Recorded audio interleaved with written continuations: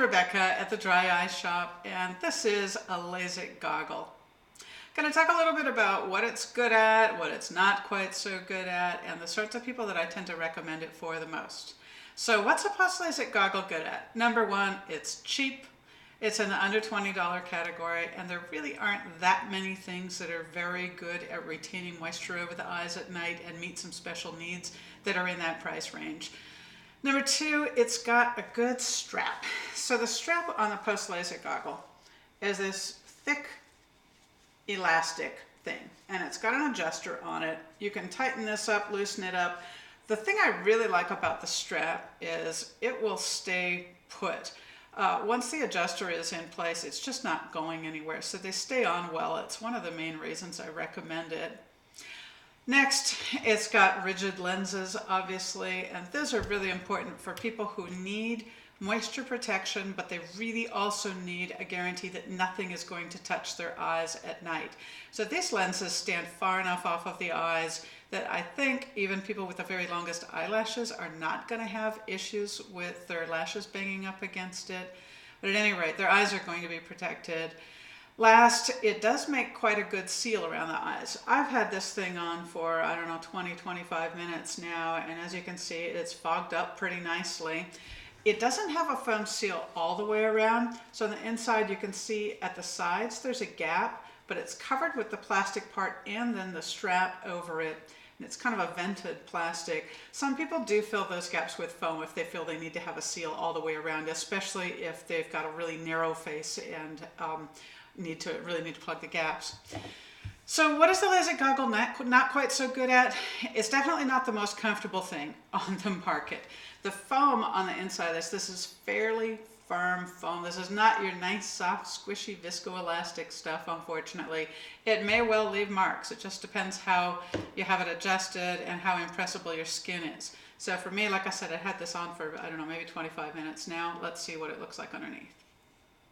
Ooh, yep, there's definitely some marks going on there. Personally, I tend to not have issues with marks from any of the goggles in the morning. Once I've showered, they're gone, but there's a lot of people out there with much more impressible skin, so that could definitely be an issue. And if you are a stomach sleeper, you've got much more reason to be concerned about that too, because obviously it's just going to press in more if you're pressing your face down on the pillow.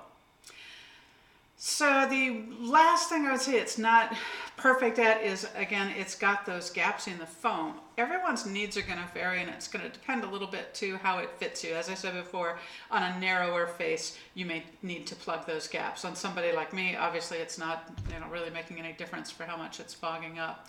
So who do I recommend the Post LASIK goggle for? First of all, hands down, anybody with either floppy eyelid syndrome or who's been told that they rub their eyes during the night. If they're kind of grinding their knuckles into their eyes or they're sleeping on their face. When I said floppy eyelid syndrome, by the way, that is a technical term. It's basically when somebody's got very lax eyelids and they literally rub their eyes on the pillow. And the only remedy for that that's really foolproof is to get something good and rigid to protect the eyes. So this has always been my favorite product for that.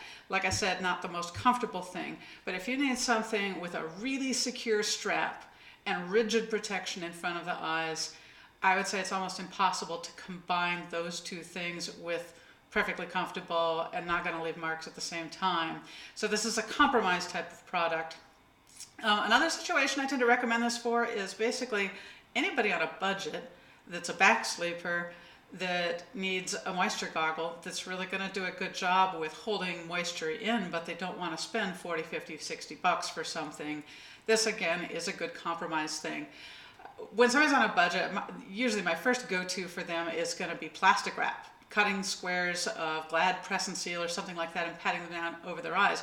But there's a lot of people that can't do that. Either their doctor doesn't want them to because of potential infection risk, or they have too large of a lid opening and there's actually a possibility that that plastic wrap could touch their corneas, which we don't want, or any number of reasons. Sometimes people have material sensitivities.